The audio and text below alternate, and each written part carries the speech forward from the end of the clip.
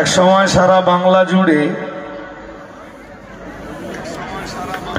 All India সুন্নাত ওয়াল জামাতের স্বপ্ন ছিল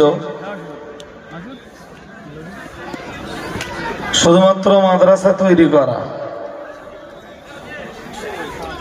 মডেল স্কুল তৈরি করতে হবে, শিক্ষার মূল স্রোত থেকে হারিয়ে যাওয়া, বাচ্চাগুলোকে শিক্ষার আলোতে আলোকিত করতে হবে,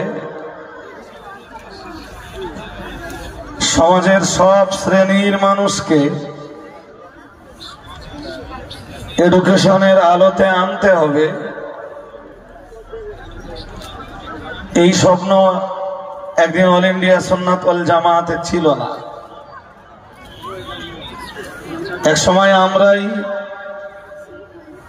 শুধুমাত্র ছেলেদের আর মেয়েদের কিছু মাদ্রাসা নিয়ে পড়েছিলাম।